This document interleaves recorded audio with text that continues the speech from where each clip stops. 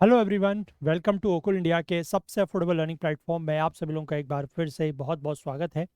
15 दिसंबर 2025 Monday यानी सोमवार का दिन और इंडियन एक्सप्रेस न्यूज़ एनालिसिस की आईना सीरीज लेकर मैं शांतनु सनवाल एक बार फिर से आपके सामने हाजिर हूँ। तो चलिए शुरू करते हैं।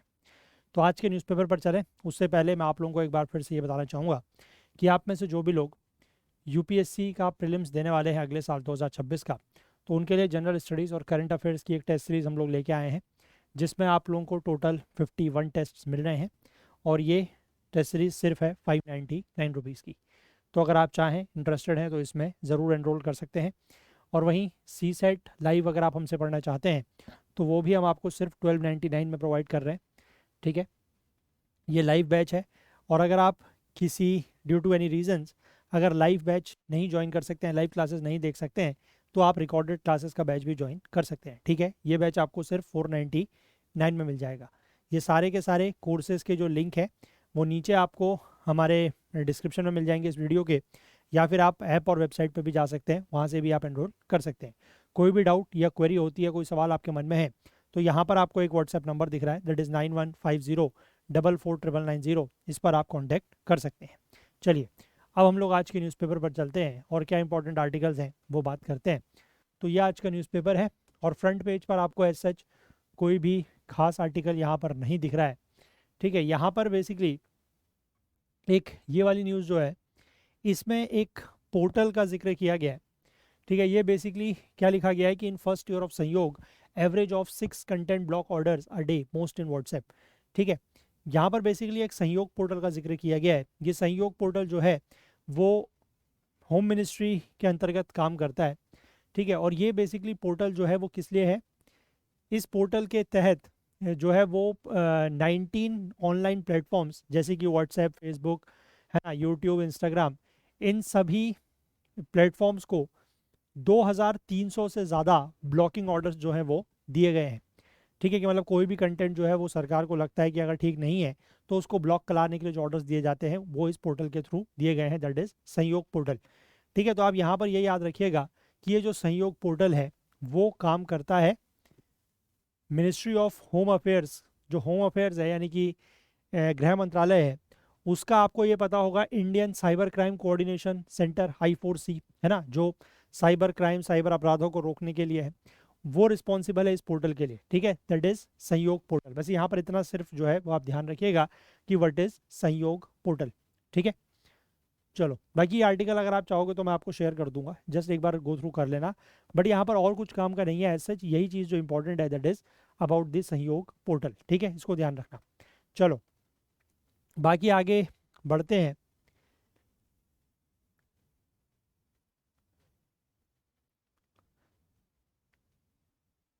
यहाँ पर एक आर्टिकल है। ठीक है, ये आजकल इंडियन एक्सप्रेस में मंडे के दिन एक नया पेज आता है ना, मतलब कुछ समय से आना शुरू हुआ है, जो बात करता है योर हेल्थ की। ठीक है, और ये बेसिकली मतलब इसमें हेल्थ रिलेटेड न्यूज़ आती हैं। ठीक है, तो हेल्थ रिलेटेड वैसे भी आप लोगों का मतलब यूपीएससी का जो साइंस वाला पोर्शन होता है, साइंस एंड टेक, है ना, जीएस पेपर 3 अगर हम मेंस की बात करें, और प्रीलिम्स में भी science and tech health related issues से क्वेश्चंस यूपीएससी बहुत ज़्यादा पूछता है। तो यहाँ पर एक आर्टिकल है जिसके बारे में हम बात करेंगे कि why lower LDL is recommended for Indians. ठीक है, एलडीएल मतलब होता है लो डेंसिटी लिपोप्रोटीन, या जिसको हम आम शब्दों में बैड कोलेस्ट्रॉल के नाम से भी जानते हैं। ठीक है, तो क्यों इंडियंस के लिए ये रिकमेंडेड है कि उनका जो एलडीएल है वो कम होना चाहिए। ठीक है, और कितना होना चाहिए, क्या इसकी जो एक रिकमेंडेड रेंज है या रिकमेंडेड लिमिट है, उसके बारे में यहाँ पर हम बात करेंगे। ठीक है, देखिए यहाँ पर ये लिखा गया है कि कई वर्षों तक, कई सालों तक एलडीएल, या जिसको लो डेंसिटी लिपोप्रोटीन कोलेस्ट्रॉल कहते हैं, इसको कई सालों तक क्या कहा गया, बैड कोलेस्ट्रॉल। ठीक है, अभी भी इसको मतलब एक आम बोलचाल की भाषा में अगर हम कहें तो हम यही जानते हैं, what is one is HDL, है ना, that is high density lipoprotein, जिसको हम कहते हैं गुड कोलेस्ट्रॉल। और एक होता है LDL, that is low density lipoprotein, जिसको हम कहते हैं बैड कोलेस्ट्रॉल। आपने बार बार यही चीज़ सुनी होगी कि हमारे खान पान इस तरीके का होना चाहिए, हमारी लाइफ स्टाइल इस तरीके की होनी चाहिए कि जो एचडीएल है वो ज़्यादा हो और जो एलडीएल हो वो कम हो। ठीक है, तो यही बात यहाँ पर लिखी है। अब यहाँ पर इंडिया में, भारत में जहाँ पर हार्ट डिजीज़ जो है वो जल्दी हो जाती है, मतलब कम उम्र में जो है वो हार्ट डिजीज़ देखने को मिलती हैं और वो तेज़ी से प्रोग्रेस करती हैं compare to the western countries. तो डॉक्टर्स ये रिकमेंड करते हैं कि जो एलडीएल का लेवल है वो 50 टू 70 मिलीग्राम पर डेसीलीटर होना चाहिए, ठीक है। और ऐसे लोगों के लिए जिनमें रिस्क या खतरे जो हैं वो ज़्यादा है, ठीक है। मतलब आप ये कहिए कि ऐसे लोगों जिनमें खतरा ज़्यादा है इस चीज़ का, मतलब हार्ट डिजीज़ का या इससे रिलेटेड जो भी सिचुएशंस हैं या जो भी इश्यूज़ हैं उनको लेकर, उनका जो एलडीएल लेवल है, ठीक है, लो डेंसिटी लिपोप्रोटीन या बैड कोलेस्ट्रॉल का जो लेवल है वो 55 टू 70 मिलीग्राम पर डेसीलीटर होना चाहिए। और अदरवाइज़ अगर हम बात करें इन जनरल सभी लोगों के लिए, जो एलडीएल का लेवल है वो 100 मिलीग्राम पर डेसीलीटर होना चाहिए। आपने कभी भी अगर ब्लड टेस्ट कराया हो, ठीक है, ब्लड टेस्ट में एक टेस्ट होता है जिसको कहा जाता है सीबीसी, ठीक है, कंप्लीट ब्लड काउंट, जिसमें वो मेजर करते हैं। और वहाँ पर एक चीज़ और होती है, एक ब्लड टेस्ट होता है जिसको कहा जाता है क्या कहते हैं उसको, नाम मुझे याद नहीं आ रहा उसका, जिसमें मतलब ये कोलेस्ट्रॉल वगैरह सारा का सारा मेजर करते हैं। उस टेस्ट का नाम क्या होता है यार, फॉरगेट, आई मतलब बिल्कुल मेरे माइंड से स्किप हो रहा है वो टेस्ट। वो खाले अभी जब मैं पिछले मतलब इसी साल जब मैं मतलब ट्रीटमेंट चल रहा था मेरा, अभी भी चल रहा है वैसे तो, बट उसमें मैंने भी कई बार ये ब्लड टेस्ट कराया था। इसको क्या बोलते हैं मुझे बिल्कुल याद नहीं आ रहा, lipid profile, sorry, yes, I now recalled, lipid profile जिसको कहते हैं। तो लिपिड प्रोफाइल जब आप कराते हैं तो वहाँ पर ये एलडीएल एचडीएल सब कुछ मेजर किया जाता है, ठीक है, मतलब आपकी बॉडी में जो कोलेस्ट्रॉल लेवल है वो मेजर किया जाता है। तो वहाँ पर भी अगर आप देखेंगे, अगर आपने कभी अपना ब्लड टेस्ट कराया हो या जो उसका लिपिड प्रोफाइल है अगर वो करवाई हो, तो वहाँ पर आप देखेंगे कि हर पैरामीटर के लिए एक नॉर्मल रेंज दी होती है, ठीक है। तो ये जो एलडीएल है इसके लिए नॉर्मल रेंज कितनी मानी जाती है, 100 मिलीग्राम पर डेसी लीटर, ठीक है, समझ गए बात। And this aggressive target is based on strong evidence, ठीक है, मतलब ये जो टारगेट है या ये जो रेंज है वो किस आधार पर है, स्ट्रॉन्ग एविडेंस के आधार पर है कि lower LDL reduces the chance of plaque buildup in the arteries, heart attacks and strokes. तो एलडीएल जो है, अगर एलडीएल की मात्रा कम होगी तो ये हमारा की जो आर्टरीज होती हैं उसमें प्लेग बिल्डअप की चांसेस को कम करता है, ठीक है, हार्ट अटैक, स्ट्रोक्स, इन सब के चांसेस को कम करता है, ठीक है। But while these benefits are widely accepted, a common question patients ask is what happens if my LDL becomes too low? Is that dangerous? ठीक है, तो ये तो एक मतलब वाइडली एक्सेप्टेड है कि इसके लोअर एलडीएल होने से क्या क्या फ़ायदे हो सकते हैं इस तरीके के, कि आर्टरीज में प्लेग बिल्डअप कम होगा, इसकी चांसेस कम होंगी, तो उससे हार्ट अटैक या स्ट्रोक के चांसेस कम हो जाएंगे। लेकिन एक सवाल जो पेशेंट्स पूछते हैं वो ये पूछते हैं कि अगर मेरा एलडीएल बहुत कम हो गया तो क्या होगा, ठीक है, तो क्या वो चीज़ डेंजरस हो सकती है। तो उसको लेकर यहाँ पर जो कहा गया है कि व्हाट इज़ एलडीएल, पहले हम ये समझेंगे कि एलडीएल होता क्या है, ठीक है, इसका काम क्या होता है। एलडीएल या लो डेंसिटी लिपोप्रोटीन कोई भी बॉडी के अंदर पाए जाने वाला टॉक्सिन नहीं है, ठीक है। ये बेसिकली एक कैरियर मॉलिक्यूल है जिसका काम क्या है कि transport cholesterol to different parts of the body, ठीक है। ये बेसिकली एलडीएल का जो काम है, ये एक ट्रांसफर आप कह सकते हैं कि एक कैरियर मॉलिक्यूल है जिसका काम है कोलेस्ट्रॉल को शरीर के सभी अंगों तक पहुंचाना, ट्रांसपोर्ट करना, ठीक है। Cholesterol in itself is essential, और इसीलिए कोलेस्ट्रॉल का शरीर में होना ज़रूरी है, ठीक है, कम होना चाहिए लेकिन ज़रूरी है। Every cell membrane in your body uses cholesterol to maintain structure, हमारे शरीर के अंदर जितने भी सेल मेम्ब्रेन्स हैं वो सारे के सारे कोलेस्ट्रॉल का यूज़ करते हैं अपने स्ट्रक्चर को मेंटेन करने के लिए। और साथ ही साथ कोलेस्ट्रॉल का काम क्या है, हार्मोन्स प्रोड्यूस कर रहा है, जैसे एस्ट्रोजन हो गया, है ना, टेस्टोस्टेरोन हो गया, कॉर्टिसोल हो गया, इस तरीके के जितने भी हार्मोन्स हमारे शरीर में बनते हैं उनके लिए भी, उनके प्रोडक्शन के लिए भी रिस्पॉन्सिबल होता है कोलेस्ट्रॉल, ठीक है। विटामिन डी बनाने के लिए, ठीक है, उसके लिए भी ज़रूरी है, और बाइल एसिड्स बनाने के लिए, ठीक है। हमारे शरीर में जो बाइल एसिड्स बनते हैं जिससे हमारे शरीर में जो फैट्स हैं, जो भी हम फैट कंज्यूम करते हैं वो डाइजेस्ट होता है बाइल एसिड्स के थ्रू, मतलब बाइल एसिड्स की मदद से, तो वो बनाने के लिए भी कोलेस्ट्रॉल की ज़रूरत पड़ती है, ठीक है। इसका मतलब क्या है कि बॉडी को certain minimum amount of LDL की ज़रूरत है, ठीक है, ताकि ये सारे के सारे जो फंक्शंस मैंने आपको बताए कि हर सेल मेम्ब्रेन जो है वो खुद के स्ट्रक्चर को मेंटेन रख सके, है ना, या फिर इस तरीके के जो हार्मोन्स हैं एस्ट्रोजन, टेस्टोस्टेरोन, कॉर्टिसोल, ये बन सके, विटामिन डी बन सके, ठीक है, हमारे शरीर में फैट को डाइजेस्ट करने के लिए बाइल एसिड्स जो है वो बन सकें, तो ये सारे फंक्शंस हो उसके लिए हमें एक certain minimum amount of LDL चाहिए, ठीक है। हाउएवर प्रॉब्लम शुरू कब होती है? जब ये एलडीएल लेवल्स जो हैं वो कंसिस्टेंटली हाई हो जाएं, ठीक है। कभी कभार बढ़ जाएं, आपने कुछ ऐसा कंज्यूम कर लिया कि ये आपका एलडीएल बढ़ गया, वो चलता है। वो तो आप मतलब एक आध दिन आपने, जैसे कभी होता है ना कि कहीं आप ऐसा आपने मतलब बाहर का खा लिया, ठीक है, या आप कहीं शादी पार्टियों में चले गए, आपने वहाँ की जो ज़्यादा ये फैटी वाली चीज़ें हैं, ठीक है, ज़्यादा आपने कभी अगर नॉनवेज वगैरह कंज्यूम कर लिया, तो उनसे एलडीएल बढ़ सकता है, ओकेजनली बढ़ सकता है, वो ज़्यादा हार्मफुल नहीं है। लेकिन अगर कंसिस्टेंटली हाई लेवल रहता है एलडीएल का, तो वो थोड़ा सा प्रॉब्लमेटिक है, ठीक है। क्योंकि ज़्यादा अगर एलडीएल होगा तो वो हमारी जो आर्टरीज की वॉल्स हैं वहाँ पर क्या हो जाएगा, डिपॉजिट होना, जमना शुरू हो जाएगा और एक प्लेग बनने शुरू लगेगा, ठीक है, होने लगेगा, ठीक है। और ओवर द टाइम, समय के साथ साथ ये प्लेग जो है वो क्या हो जाएगा, हार्ड हो जाएगा, और वो हमारी जो ब्लड वेसल्स हैं उसको पतला कर देगा, और जो ब्लड फ्लो है वो रेस्ट्रिक्ट हो जाएगा, ठीक है। और इसी प्रोसेस को कहा जाता है एथेरोस्क्लेरोसिस, ठीक है, कि हमारे अगर जो ब्लड वेसल्स हैं उनमें अगर ये प्लेग जमना शुरू हो गया और हमारी ब्लड वेसल्स जो है वो पतली हो गई, नैरो हो गई, तो ब्लड वेसल्स का जो फ्लो है वो रेस्ट्रिक्ट हो जाएगा, ठीक है। तो इसीलिए अब यहाँ पर ये भी कहा गया है कि इंडियंस के जो मतलब बॉडी है उसमें जो कोरोनरी आर्टरीज हैं वो छोटी होती हैं, स्मॉलर होती हैं। छोटी मतलब इन द सेंस आप कह सकते हैं नैरो, ठीक है। Higher levels of inflammation and greater insulin resistance, हमारे शरीर में लेवल्स ऑफ इन्फ्लेमेशन भी ज़्यादा होते हैं। अब इंडियंस की बनावट ही ऐसी है, ठीक है, इंसुलिन रेजिस्टेंस भी ज़्यादा है, तो इस वजह से जो मॉडरेटली एलिवेटेड अगर एलडीएल भी होगा तो ये भी प्लेग बिल्डअप कर सकता है, ठीक है। इससे भी प्लेग बिल्डअप जो है वो जल्दी से हो सकता है।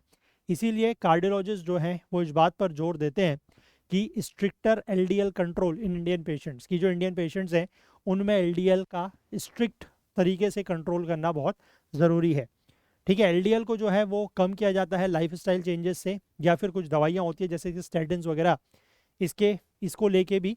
तो इनसे जो प्लेक ग्रोथ और हार्ट अटैक का जो खतरा है वो काफ़ी कम हो जाता है, ठीक है। तो ये तो बात हो गई कि एलडीएल अगर किस काम के लिए, मतलब क्या इसके फंक्शंस है हमारे बॉडी में, क्यों ये ज़रूरी है, और क्यों इंडियंस में एलडीएल जो है वो कम होना चाहिए, ठीक है।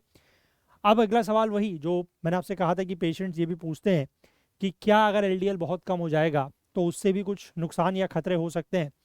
तो वही यहाँ पर अगला सवाल है कि can LDL go to low, ठीक है।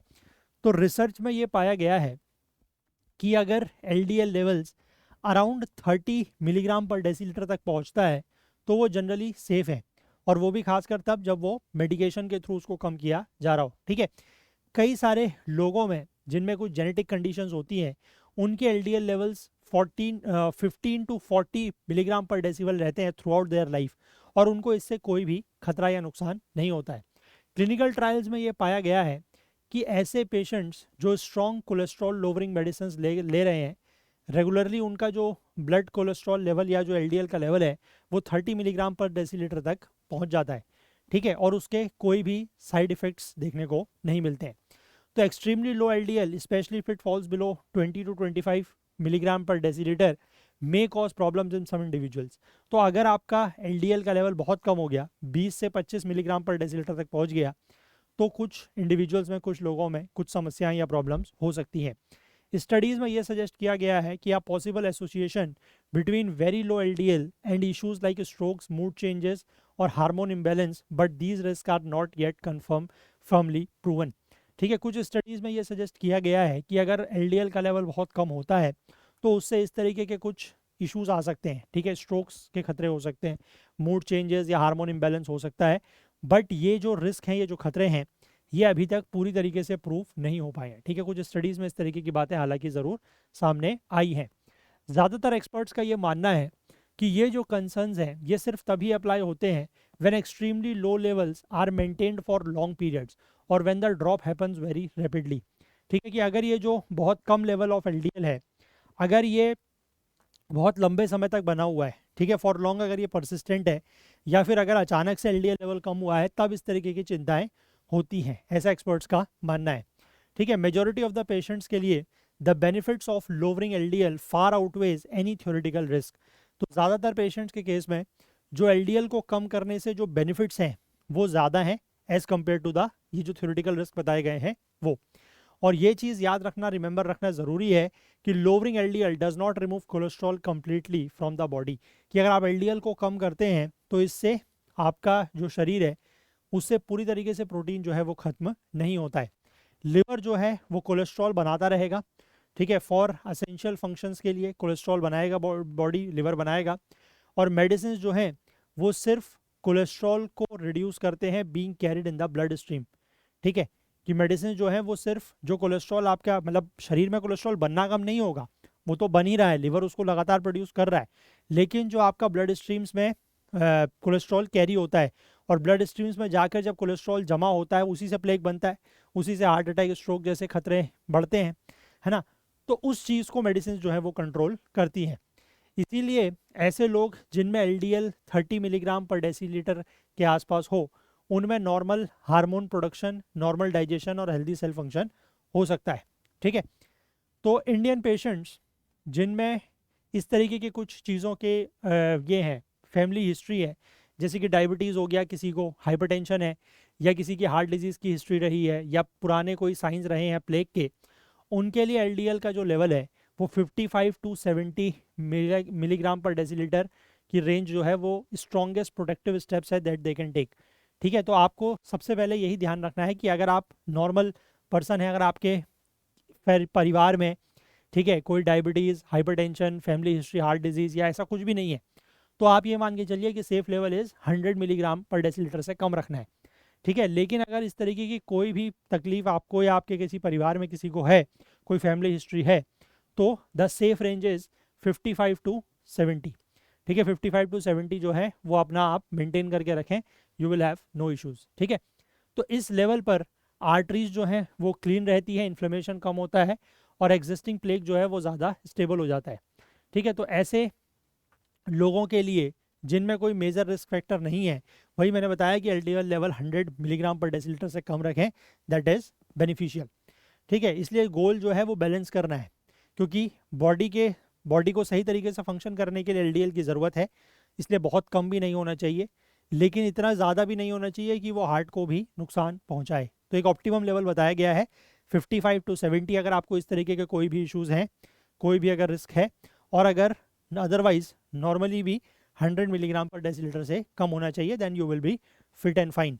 तो आपकी बॉडी में इतना एलडीएल रहेगा कि जितने भी एसेंशियल फंक्शंस हैं वो प्रॉपरली हो सके और आपको स्ट्रोक का, हार्ट अटैक का या ऐसे प्लेग बिल्डअप का भी कोई खतरा नहीं होगा, ठीक है। आई होप बात समझ गए आप। ये आर्टिकल वैसे भी और इन जनरल भी दोनों ही पॉइंट ऑफ व्यू से इम्पॉर्टेंट है।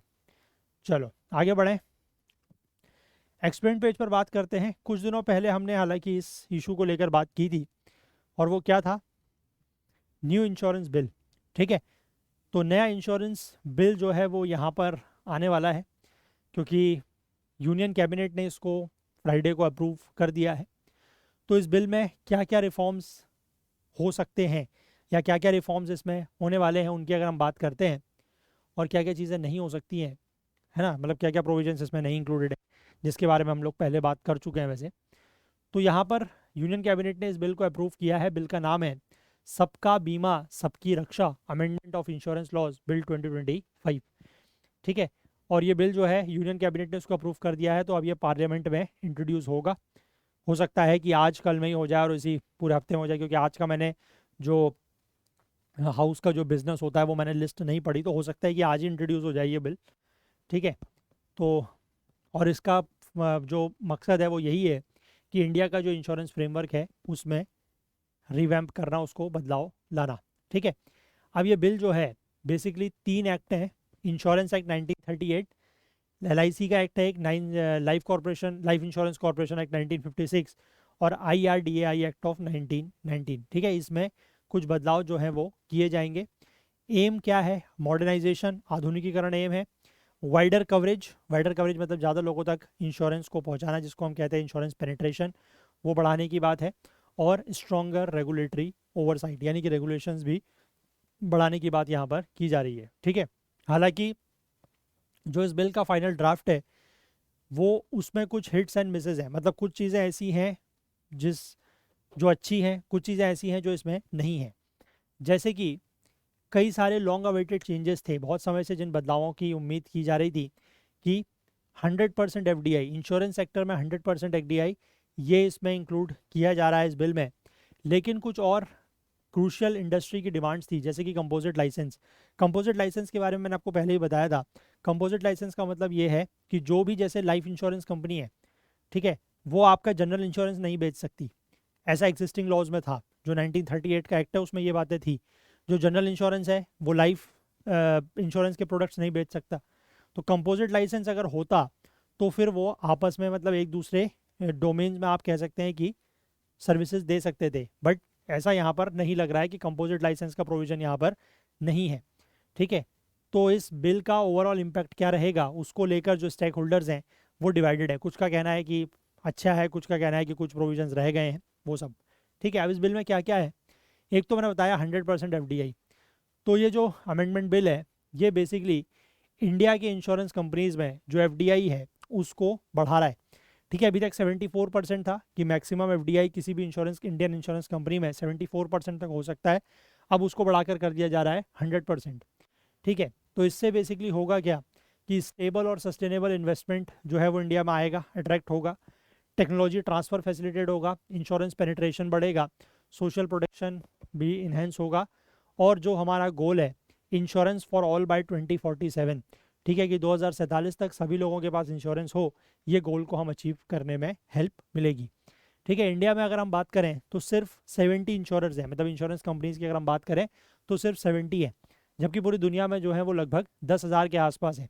और इन 10,000 में से अगर बहुत कम मात्रा में जो इंश्योरेंस कंपनीज है, मान लीजिए 1% भी अगर होंगी तो वो भी 100 होती हैं, ठीक है, जितने इंडिया में टोटल हैं उससे भी ज़्यादा। तो अगर वो डिसाइड करती है इंडिया में पार्टिसिपेट करने के लिए, तो इससे होगा क्या कि इंडिया में जो भी कैपिटल आएगा वो काफ़ी बड़ा होगा, ठीक है। एक बात तो यहाँ पर इन्होंने ये कही है, मतलब एक प्रोविज़न तो ये है, ठीक है। इसको लेकर कुछ लोगों ने वही बताया है कि इससे फ़ायदे होंगे, ठीक है। जो इंश्योरर है उनको लॉन्ग टर्म कैपिटल मिलेगा, एडवांस रिस्क मैनेजमेंट में एक्सपर्टीज़ बढ़ेगा, ग्लोबल बेस्ट प्रैक्टिसेस जो है कटिंग एज टेक्नोलॉजीज़ वो इंडिया में आएंगी, ठीक है। ये सारी चीज़ें इससे होंगी। इसके बाद जो फॉरेन री इंश्योरर्स हैं उनके लिए भी कुछ एसओपीज़ यहाँ पर जारी की गई हैं कि जो नेट ओन्ड फंड्स हैं, जैसे कि including equity capital, free reserve, balance in share premium account and capital reserves representing surplus, foreign री इंश्योरर्स के लिए। री इंश्योरर्स का मतलब वो होता है जो इंश्योरेंस कंपनी को इंश्योरेंस देता है, ठीक है, दैट इज़ नोन एज री इंश्योरर।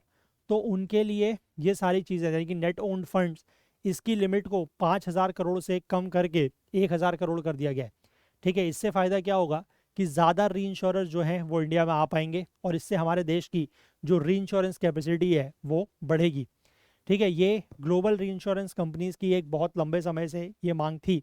तो ये जो नॉर्म्स को आसान बनाया गया है, इससे फ़ायदा क्या होगा कि जो स्मॉलर या जो नए एज के इंश्योरर री इंश्योरर्स हैं वो इंडिया में आ पाएंगे, ठीक है। और इस सेगमेंट में जो कंपटीशन है वो भी बढ़ेगा, क्योंकि अभी तक सिर्फ एक ही पब्लिक सेक्टर की कंपनी है, that is GIC, general insurance corporation री इंश्योरर, सिर्फ यही जो है वो इस सेक्टर को डोमिनेट कर रही थी, री इंश्योरेंस के सेक्टर को।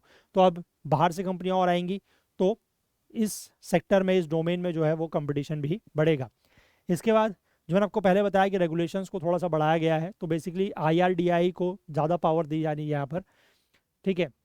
पॉलिसी होल्डर के प्रोटेक्शन को स्ट्रेंथन करने के लिए insurance regulatory and development authority of India यानी कि आईआरडीआई को इन्हेंस्ड इन्फोर्समेंट पावर्स दी जा रही हैं, ठीक है, including the authority to disgorge wrongful gains made by insurers और इंटरमीडियरीज।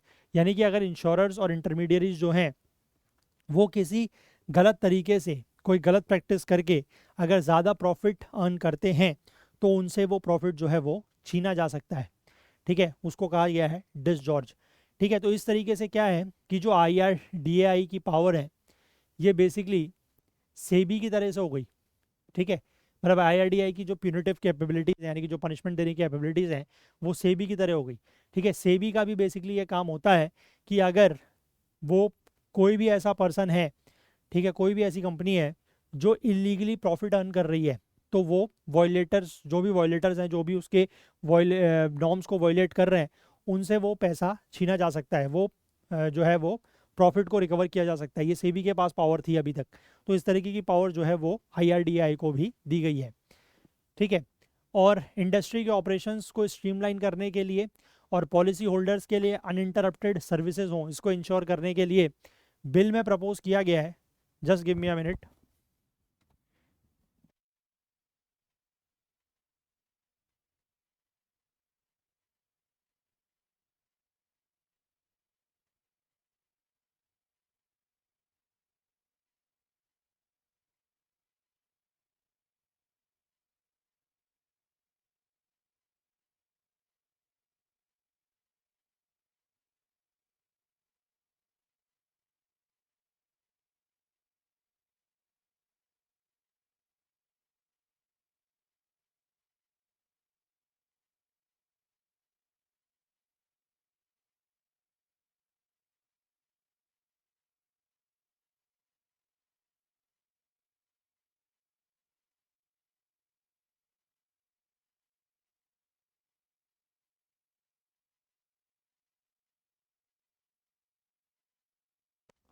तो इन सब चीज़ों के लिए प्रपोज किया गया है जो इंश्योरेंस इंटरमीडियरीज हैं, ठीक है, उनके लिए वन टाइम रजिस्ट्रेशन सिस्टम, ठीक है, बार बार अप्रूवल की ज़रूरत नहीं है।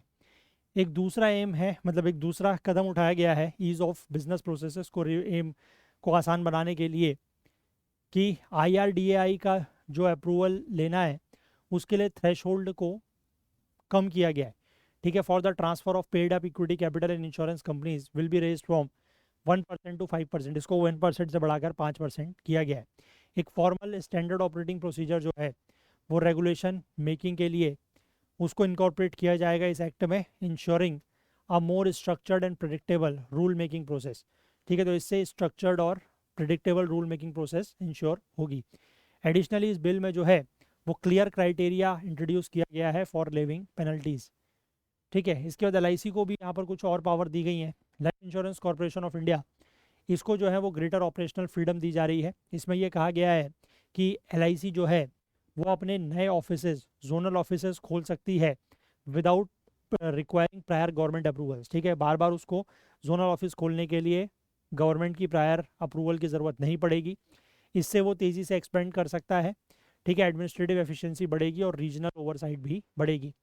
एडिशनली LIC को जो है वो अलाउ किया जा रहा है to restructure and align its overseas operations in line with the laws and regulatory norms of the countries in which it operates. यानी कि LIC जो विदेशों में अपनी सर्विसेज प्रोवाइड करता है, वहाँ पर ऑपरेट करता है, तो उस देश में जहाँ पर भी वो काम कर रहे हैं उसके लॉज एंड रेगुलेशंस के हिसाब से वो अपने ओवरसीज ऑपरेशंस को इन लाइन करे, ठीक है। इस फ्लेक्सिबिलिटी से फ़ायदा ये होगा कि LIC जो है वो फॉरेन कंप्लायंस रिक्वायरमेंट्स को जल्दी क्विकली अडेप्ट कर पाएगी, अपनी ग्लोबल प्रेजेंस को स्ट्रेंथन करेगी, और साथ ही साथ जो भी डिलेज होंगे by navigating multiple layers of approval back home वो भी कम होंगे, ठीक है। कि बार बार आपको अपने वहाँ से अप्रूवल लेना पड़ रहा है उस चीज़ के लिए, जो डिलेज हैं उस वजह से होने वाले डिलेज वो भी कम होंगे, ठीक है। अब इस बिल में क्या चीज़ें नहीं है, तो कंपोजिट लाइसेंस की बात यहाँ पर नहीं है, ठीक है। One of the most notable emissions इस बिल में जो है वो यही है, कंपोजिट लाइसेंस का प्रोविजन का ना होना। ये कई एक मतलब बड़े लंबे समय से इस रिफॉर्म के सुधार की मांग जो है वो कई सारी इंश्योर कंपनीज जो है वो कर रही थी। जो एग्जिस्टिंग इंश्योरेंस एक्ट है 1938 का, उसमें जो इंश्योरर्स हैं they are confined into rigid silos, यानी कि लाइफ इंश्योरेंस जो हैं वो सिर्फ लाइफ इंश्योरेंस की पॉलिसी ही बेच सकते हैं, ठीक है। जनरल इंश्योरेंस जो है वो लाइफ सेगमेंट में नहीं जा सकते, वही मैंने आपको बताया। अगर कंपोजिट लाइसेंस होता तो उससे क्या होता कि इसमें बदलाव आते और जो इंश्योरर्स हैं वो इंटीग्रेटेड बंडल ऑफरिंग्स जो हैं वो डिज़ाइन कर सकते थे, यानी कि life insurance, health coverage, general insurance को सभी तरीके के जो इंश्योरेंस है उनको एक सिंगल पैकेज में वो बेच सकते थे, लेकिन वो चीज़ नहीं हो पाएगी, ठीक है।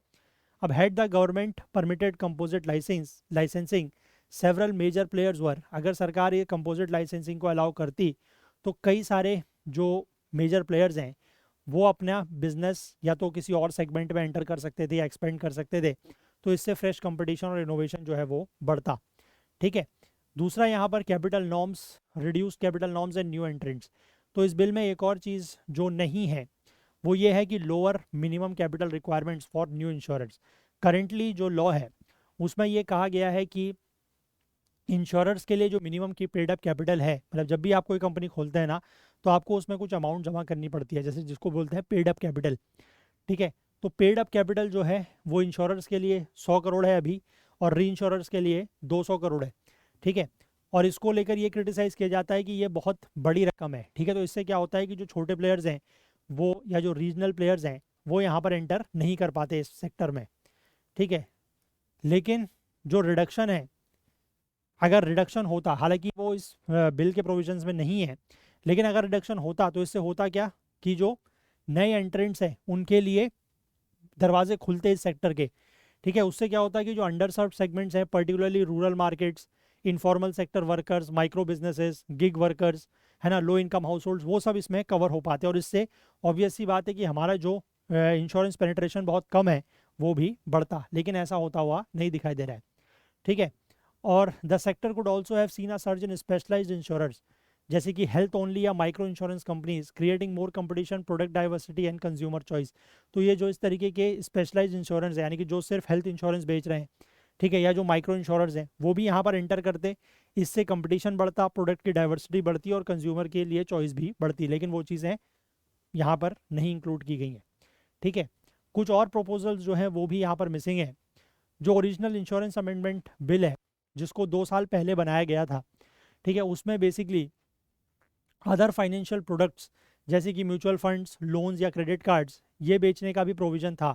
तो इससे बेसिकली कंपनीज़ के लिए भी रेवेन्यू के और नए रास्ते खुलते, है ना। वो इंटीग्रेटेड सॉल्यूशंस जो है वो ऑफर कर पाते और उससे जो कैपिटल रिक्वायरमेंट है वो कम होती। तो ये चीज़ें नहीं हो रही हैं, लेकिन ठीक है। It also proposed more flexibility in revising investment norms in line with market needs, potentially improving returns for policy holders. तो ये सारे प्रोविजंस, मतलब जो 2 साल पहले एक ड्राफ्ट बनाया गया था जो हालांकि नहीं पास हो पाया, नहीं आ पाया, उसमें ये सारे प्रोविजंस थे, ठीक है। उसमें ये भी कहा गया था कि जो इन्वेस्टमेंट नॉर्म्स हैं उसमें फ्लेक्सिबिलिटी हो, ठीक है, मार्केट की ज़रूरतों के हिसाब से, ताकि जो पॉलिसी होल्डर्स हैं उनके लिए रिटर्न्स बेहतर हो सकें। इसके अलावा ये भी था कि इंडिविजुअल इंश्योरेंस एजेंट जो हैं वो मल्टीपल कंपनीज़ के इंश्योरेंस बेच सकते हैं, ऐसी परमिशंस भी उसमें थी, ठीक है। अभी बेसिकली क्या होता है कि जो एग्जिस्टिंग रेस्ट्रिक्शन है वो यही है कि एक जो इंश्योरेंस एजेंट है वो सिर्फ किसी एक ही कंपनी के वो बेच सकता है इंश्योरेंस प्रोडक्ट्स, ठीक है। और यहाँ पर एक और बहुत लंबे समय से जो प्रपोजल था वो ये था कि लार्ज कॉरपोरेशंस जो हैं वो कैप्टिव इंश्योरेंस एंटिटीज़ बना सकती हैं, ठीक है। कैप्टिव इंश्योरेंस के बारे में मैंने आपको एक दिन पहले भी बताया था जब हम इसके बारे में डिस्कस कर रहे थे, कि जैसे कोई कंपनी है वो अपने रिस्क को मैनेज करने के लिए किसी थर्ड पार्टी इंश्योरेंस से, कंपनी से इंश्योरेंस ना लेते हुए खुद की अपनी एक इस तरीके की कैप्टिव इंश्योरेंस एंटिटी सेटअप कर ले, ठीक है। वो हर साल कुछ पैसा जो है वो उसमें रखते जाए ताकि जब ज़रूरत पड़े तो वहाँ से वो पैसा रख, मतलब इस्तेमाल कर सके। जैसे मैंने आपको इसका एग्जांपल भी बताया था, एक एनालॉजी बताई थी कि जैसे आप घर में आप अपने स्वास्थ्य को लेकर जब हेल्थ इंश्योरेंस लेते हैं, ठीक है, तो आप हेल्थ इंश्योरेंस ना लें, बल्कि आप क्या करेंगे, जितना पैसा आप वहाँ पर जमा कर रहे हैं हर साल, मतलब प्रीमियम तो खैर काफ़ी कम होता है, बट आप एक सर्टेन अमाउंट अपना, एक तरीके से आप कह सकते हैं कि घर में एक जैसे गुल्लक होता है या पिगी बैंक जिसको हम कहते हैं, आप वैसा पैसा जो है वो अलग रख लें, ठीक है। और उससे क्या फ़ायदा होगा कि जब आप मान लीजिए कभी आपको ज़रूरत पड़ी, बीमार हुए या कुछ भी ऐसी दुख तकलीफ हुई, तो आप उस पैसे का इस्तेमाल कर सकते हैं, ठीक है। तो उसी तरीके की चीज़ होती है कैप्टिव इंश्योरेंस, लेकिन यहाँ पर उस बात को लेकर कोई भी बात मतलब इस बिल में नहीं कही गई है, ठीक है। कैप्टिव इंश्योरेंस जो है वो होली ओन्ड सब्सिडरीज हैं, इंश्योरेंस सब्सिडीज, जिनको इसीलिए बनाया जाता है ताकि वो पेरेंट कंपनीज के रिस्क को इंश्योर कर सकें, ठीक है। ये चीज़ें लार्जली जो बड़े बड़े कॉरपोरेशंस हैं दुनिया में वो ग्लोबली इसको बहुत ज़्यादा यूज़ करते हैं, ठीक है, अपने कॉम्प्लेक्स एक्सपोजर्स को मैनेज करने के लिए। इंश्योरेंस कॉस्ट उससे कम पड़ती है और अपनी जो अंडर राइटिंग्स और क्लेम्स हैं उसमें वो ज़्यादा बेटर कंट्रोल कर सकते हैं। अंडर राइटिंग्स का मतलब भी मैंने आपको बताया था कि जैसे दो लोगों के बीच में जब, मतलब एक इंश्योरेंस कंपनी जब अपने किसी उसको कस्टमर को इंश्योरेंस बेच रही है तो उसमें कुछ कंडीशंस लिखी होती हैं, ठीक है, कि इंश्योरेंस आपको किस किस स्थिति में जो है आप इंश्योरेंस क्लेम कर सकते हैं, तो उसको कहते हैं अंडर राइटिंग, ठीक है। तो ये सब चीज़ें भी उससे बेटर हो सकती हैं अगर ये कैप्टिव इंश्योरेंस एंटिटीज़ बनाने का प्रोविज़न उसमें दिया जाए, बट ऐसा प्रोविज़न फ़िलहाल ये जो बिल आया है, मतलब जो बिल आने वाला है इसका यहाँ पर इन्होंने बात लिखी है उसमें ये चीज़ें नहीं है, ठीक है। तो आई होप आप बात समझ गए। इंश्योरेंस आपका एक इम्पॉर्टेंट टॉपिक है ना, जीएस पेपर 3 इकोनॉमी में, तो इसलिए हमने इसको डिटेल में कवर किया है, ठीक है। चलिए, तो यही आर्टिकल्स थे जो आज हमें डिस्कस करने थे। अच्छा, एक आर्टिकल मैं आप लोगों के साथ यहाँ पर और शेयर करूँगा, ये वाला, ठीक है। अभी आपको याद होगा कुछ दिनों पहले मैंने डिस्कस किया था कि कर्नाटक में जो है वो हेट स्पीच को टैकल करने के लिए एक बिल लाया जा रहा है। तो वही बिल यहाँ पर फ्राइडे वेडनेसडे के दिन आ चुका है कर्नाटक की विधानसभा में। तो इसको लेकर आप लोग एक बार पढ़िएगा। वैसे मैंने इसको चीज़ों को डिस्कस कर लिया था, एक बार जस्ट आप लोग रीड कर लेना, ठीक है। चलो, तो यही आर्टिकल्स थे जो आज हमें डिस्कस करने थे। तो सेशन को इतना ही हम लोग रखते हैं। और जाने से पहले मैं आपको एक बार फिर से बता दूं कि आप में से जो भी लोग अगर लाइव CSAT हमसे पढ़ना चाहते हैं तो सिर्फ 1299 में ये बैच है, आप इसको ज़रूर ज्वाइन कर सकते हैं। और रिकॉर्डेड क्लासेस का बैच जो है वो सिर्फ आपको 499 में मिल जाएगा। चाहे तो इसको भी आप लोग जो है वो इनरोल कर सकते हैं। लिंक्स आपको नीचे डिस्क्रिप्शन में मिल जाएंगे, या हमारे ऐप या वेबसाइट के थ्रू भी एनरोल कर सकते हैं। और अगर बात करें CSAT इसकी GS प्रीलिम्स की, GS और करंट अफेयर्स की, तो उसके लिए 2026 की टेस्ट सीरीज़ हमारे पास है। अगर आप चाहें तो इसमें भी एनरोल कर सकते हैं। कोई भी डाउट या क्वेरी हो तो यहाँ पर हमारा जो व्हाट्सएप नंबर है उस पर आप कॉन्टैक्ट ज़रूर करें। अगर आपको आज का सेशन पसंद आया हो तो लाइक ज़रूर करें, ज़्यादा से ज़्यादा शेयर करें। आपके जो भी डाउट्स हैं, जो क्वेरीज़ हैं, वो आप कमेंट कर सकते हैं। चैनल को अभी तक आपने सब्सक्राइब नहीं किया तो वो ज़रूर कर लें। बेल आइकन प्रेस करना ना भूलें ताकि वीडियोस की नोटिफिकेशन आपको ऑन टाइम मिल सके। हाईलाइटेड आर्टिकल्स के लिए करंट अफेयर्स ओकुल हमारा जो टेलीग्राम चैनल है इसको ज़रूर ज्वाइन करें। इसका लिंक आपको नीचे डिस्क्रिप्शन में मिल जाएगा, या फिर आप करंट अफेयर्स ओकुल सर्च करके भी इसको ज्वाइन कर सकते हैं। तो चलिए, आज के लिए इतना ही रखते हैं, बाकी कल को फिर से मिलेंगे इंडियन एक्सप्रेस न्यूज़ एनालिसिस की आईना सीरीज़ के साथ। तब तक के लिए अपना बहुत बहुत ध्यान रखें। Please do take care of yourself. Thank you, have a nice day, bye bye.